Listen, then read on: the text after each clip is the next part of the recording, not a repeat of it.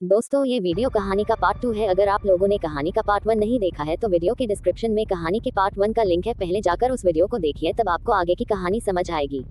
और अगर वीडियो पसंद आए तो वीडियो को लाइक करके चैनल को सब्सक्राइब कर देना। तो चलिए कहानी का पार्ट 2 स्टार्ट करते हैं।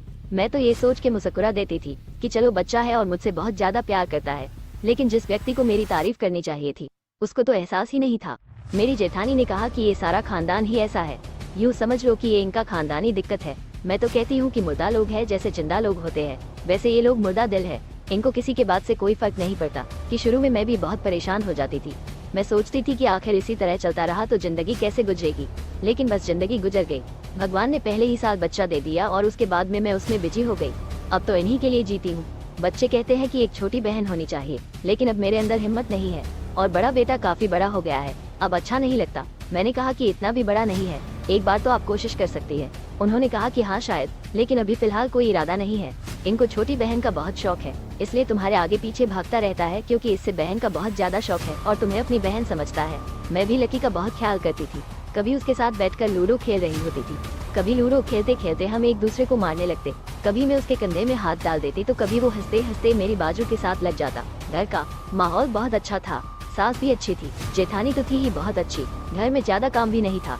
घर में तो टाइम अच्छा गुजर जाता था, लेकिन जब पति घर आता था तो जैसे वो मुझे मुस्कुराने भी नहीं देता था। कहता था बहुत थक गया हूँ, सर में दर्द है, जल्दी जल्दी खाना खिला दो, और थोड़ी देर बातचीत करने के बाद सो जाता था। मुझे अपने मायके जाना होता तो मैं लकी के साथ जाती थी। वैसे तो इतना दूर नहीं था, 5 मिनट का रास्ता था। वही बेचारा मुझे साथ ले जाता था। कभी भी जाना होता तो उसके साथ ही जाती थी। जब आना जाना साथ होता था तो जाहिर है इंसान चुप करके बैठ नहीं सकता। रास्ते में इधर उधर की बातें करते रहते थे। कभी कभी बहुत गर्मी होती तो कहीं बैठकर जूस पी लेते हैं या कोई आइसक्रीम भी खा लेते थे। इस तरह हम में दोस्ती भी हो गई।